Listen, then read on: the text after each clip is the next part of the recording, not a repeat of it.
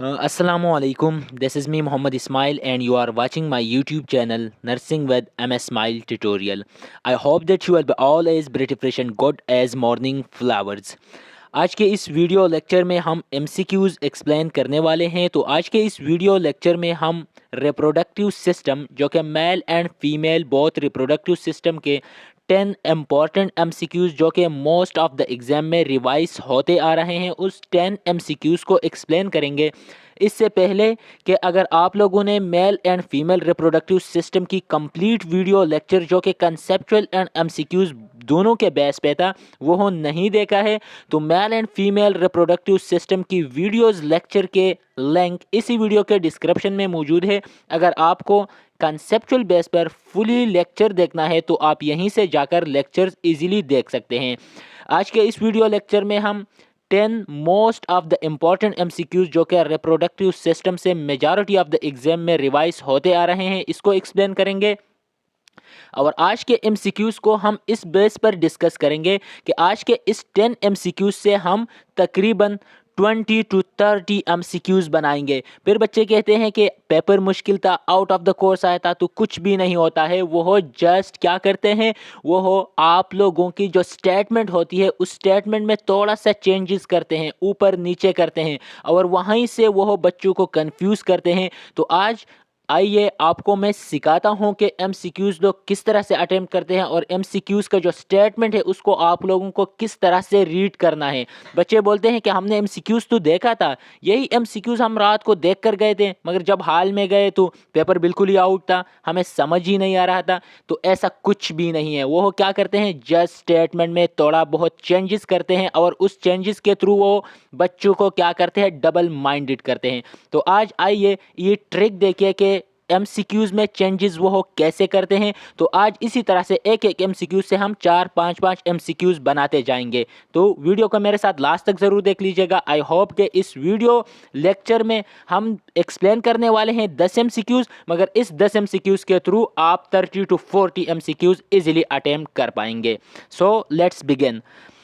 सबसे पहले जो हमारे पास MCQs है वो है sperm production begins and the dash. तो स्पर्म की प्रोडक्शन, अगर आप लोगों को मैंने पहले बता दिया कि आप लोगों ने फुली वीडियो लेक्चर्स नहीं देखे हैं तो वो मेरे यूट्यूब चैनल पर अवेलेबल है जिसका लिंक इसी वीडियो के डिस्क्रिप्शन में मौजूद है, आप यहीं से जाकर देखिए। यहाँ पर हम जस्ट MCQs एक्सप्लेन करेंगे। Sperm production begins and the, तो इसका जो ऑप्शन है, जो करेक्ट ऑप्शन है, इसका करेक्ट ऑप्शन होगा सेमिनोफेरस ट्यूब्यूल्स। सेमिनोफेरस ट्यूब्यूल्स इसका करेक्ट ऑप्शन है, यानी ऑप्शन नंबर 1, ऑप्शन फर्स्ट जो है इसका करेक्ट ऑप्शन है। अब इसमें थोड़ा बहुत चेंजेस करते हैं। देखिए अब आपको MCQs ऐसा भी आ सकता है कि द मैच्योरेशन ऑफ स्पर्म्स अकर इन, अगर मैच्योरेशन की बात आए तो मैच्योरेशन कहाँ होती है, एपिडाइडिमस में होती है। अब थोड़ा सा और चेंजेस करते हैं इस MCQs में, और इस MCQs से तीसरा MCQs वो कैसे बना सकते हैं कि जो स्पर्म की जब मैच्योरेशन हो जाए तो after the maturation sperm epididymis से कहाँ चले जाते हैं, तो एपिडाइडमस से जाते हैं वसा डिफरेंसा में। अब थोड़ा सा और चेंजेस करते हैं। अगर आप लोगों को कहे कि अगर स्पर्म की प्रोडक्शन हो गया, वो स्पर्म क्या इजैकुलेट नहीं हुए, तो स्पर्म की री एब्जॉर्प्शन कहाँ होती है, तो वो भी एपिडाइडमस में ही होता है, और एपिडाइडमस में के साथ साथ वो वासा डिफरेंसा में भी हो सकता है। तो आप लोगों ने देखा कि हमारे पास स्टेटमेंट एक ही स्टेटमेंट था कि sperm production begins and the, इसका करेक्ट ऑप्शन क्या था, सेमिनिफेरस ट्यूब्यूल, मगर इस एक MCQ से हमने 5 MCQs कवर किए। हमारे पास दूसरा स्टेटमेंट है, दूसरा MCQ है, the cell produce by fertilisation is called dash. तो इस MCQs में बहुत सारे बच्चे कंफ्यूज होते हैं मेजॉरिटी तौर पर कि the cell produce by fertilisation is called dash. जब फर्टिलाइजेशन हो जाए यानी मेल एंड फीमेल के गेमीट्स, मेल एंड फीमेल की सेक्स सेल्स आपस में कंबाइन हो जाए फैलोपियन ट्यूब में, तो उस टाइम क्या बनता है आफ्टर द फर्टिलाइजेशन। तो इसका जो करेक्ट ऑप्शन है वो है option number D, that is called zygote. क्या बनते हैं, जाइगोट। और जाइगोट के बाद क्या बनता है, एम्ब्रियो देन फेटस, तो वो कहाँ पर होते हैं? फिर अगर इससे दूसरा एमसीक्यूज अब बनाते हैं, इसका तो करेक्ट ऑप्शन हो गया जाइगोट इस स्टेटमेंट का। इससे अब दूसरा एमसीक्यूज बनाते हैं कि after the fertilization the zygote, after the fertilization जब जाइगोट बन जाते हैं तो वो जाइगोट कहाँ चले जाते हैं? तो वो जाइगोट चला जाता है कहाँ? यूटेरस में। इससे अब एक और एमसीक्यूज बनाते हैं कि जाइगोट वहाँ जाके अटैच कहाँ पर होते हैं? तो एंडोमेटीरियम वॉल ऑफ द यूटेरस। और जाइगोट को हम फर्टिलाइज्ड ओवम भी बोल सकते हैं। तो इस एक स्टेटमेंट के थ्रू हमने कितने एमसीक्यूज कवर किए? 3-4 एमसीक्यूज इस स्टेटमेंट के थ्रू भी कवर हो गए हमारे। तीसरा स्टेटमेंट है the production of testosterone in the interstitial cell as stimulated by. अब इस स्टेटमेंट को थोड़ा चेंज करते हैं। The production of testosterone in the interstitial cell as stimulated by, तो इसका जो करेक्ट ऑप्शन है वो है ल्यूटेनाइजिंग हार्मोन। अब इस स्टेटमेंट में वो ऐसा चेंजेस भी करते हैं, जो ये हमारे पास स्टेटमेंट था कि the production of testosterone in the interstitial cells as stimulated by, तो इसका करेक्ट ऑप्शन है option number B, that is luteinising hormone. अब इस स्टेटमेंट को थोड़ा चेंज करते हैं कि the production of testosterone in the space जो दिया हुआ है इंटरस्टिशियल स्पेस या इंटरस्टिशियल सेल, तो इस स्पेस को हम दूसरा नाम बोलते हैं क्या? लिबुलर स्पेस, या जो लिब्यूल्स के बीच जो स्पेस प्रेजेंट होता है, जो सेमिनोफेरस टिब्यूल्स के बीच जो स्पेस प्रेजेंट होता है, सेमिनोफेरस टिब्यूल्स के बीच, तो उस स्पेस के नाम से भी आपको ये स्टेटमेंट दे सकते हैं। अब इसी थर्ड नंबर स्टेटमेंट को, इसी एमसीक्यूज को थोड़ा और चेंज करते हैं। ऐसे भी आ सकता है कि the stimulation of spermatogenesis is caused by dash. अगर स्टेटमेंट आ जाए कि द स्पर्मेटोजेनेसिस का जो प्रोसेस होता है तो उसको स्टिमुलेट कौन करता है, तो तब हमारे पास करेक्ट ऑप्शन होगा follicle stimulating hormone, that is FSH। 4 नंबर स्टेटमेंट है sperm maturation occur and the, जैसा कि मैंने पहले आप लोगों को बता दिया, तो इसका करेक्ट ऑप्शन होगा option number B, that is called epididymis. 5th number statement है the layer of the uterine wall that is shed during maturation as the dash. तो इसका जो करेक्ट ऑप्शन होगा हमारे पास वो होगा एंडोमेटीरियम, यानी ऑप्शन ए। ऑप्शन ए इसका क्या होगा? करेक्ट ऑप्शन होगा। अब इसी स्टेटमेंट को थोड़ा चेंज करते हैं। ऐसा बोलते हैं कि uterine wall uterus contain how many walls, कि यूटेरस के टोटल जो वॉल्स होते हैं वो कितने होते हैं, तो तब हमारे पास करेक्ट ऑप्शन होगा 3, दैट इज एंडोमेटीरियम, मायोमेटीरियम एंड एपीमेटीरियम। अब याद रखिए इस स्टेटमेंट को थोड़ा और चेंज करते हैं कि the epimetrium are also called dash the outer or first layer. अब थोड़ा और चेंज करते हैं इसको कि द मीडियल लेयर या the myometrium are also called dash, तो इसको हम मस्कुलर लेयर या इसको हम मीडियल लेयर भी बोल सकते हैं।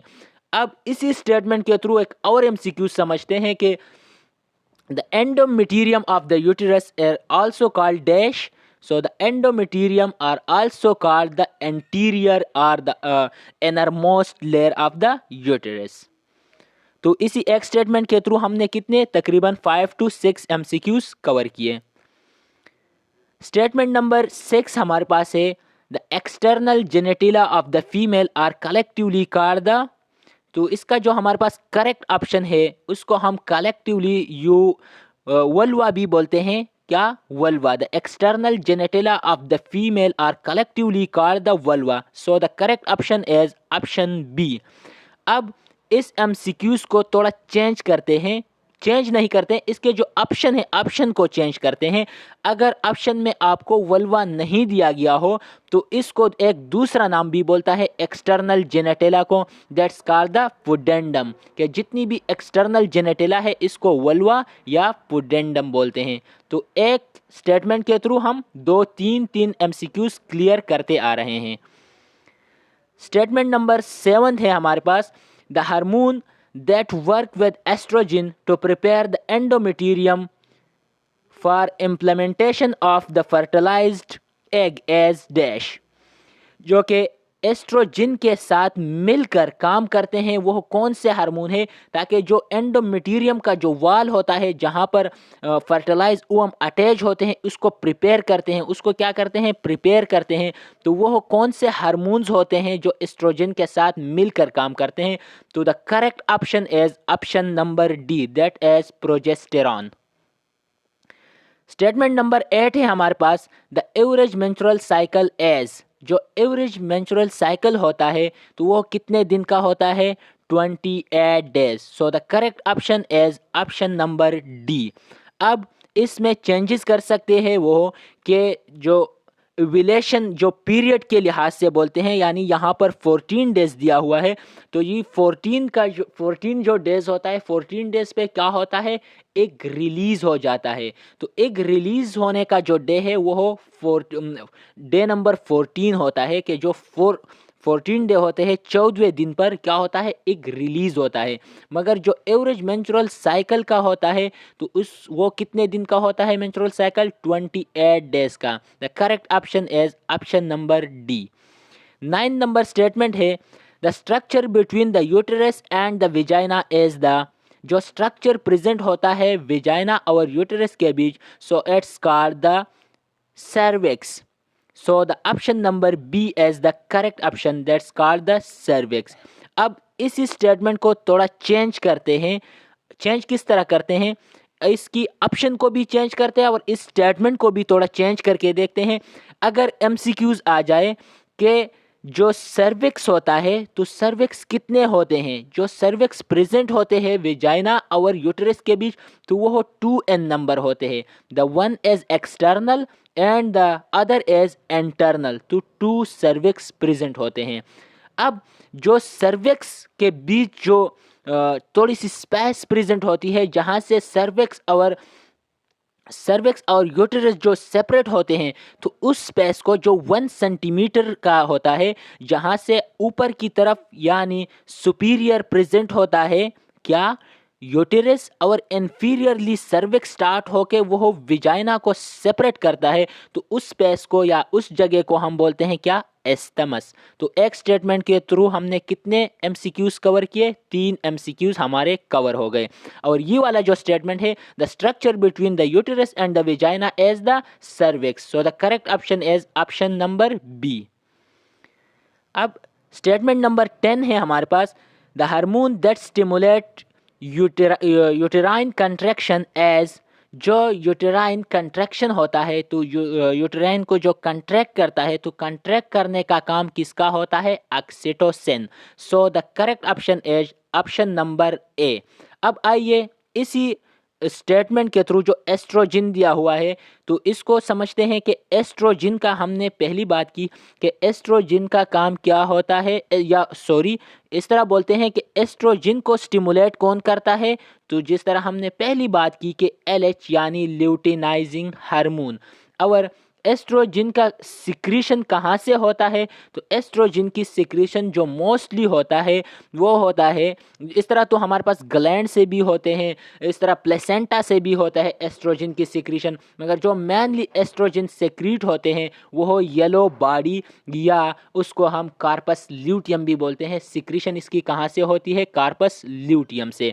अब MCQs इस तरह से भी आ सकता है कि फीमेल के जो सेक्स हार्मोन्स है तो वो कौन से होते हैं, तो उसमें आपको एस्ट्रोजन दिया होगा, एस्ट्रोजन एंड प्रोजेस्टेरॉन दिया होगा, एस्ट्रोजन एंड टेस्टोस्टेरॉन दिया होगा, तो जो करेक्ट ऑप्शन होगा वो होगा एस्ट्रोजन एंड प्रोजेस्टेरॉन। ये फीमेल के क्या है, सेक्स हार्मोन है। तो इस तरह आज के इस वीडियो लेक्चर में हमने 10 स्टेटमेंट के through round about 30 to 40 MCQs cover किए।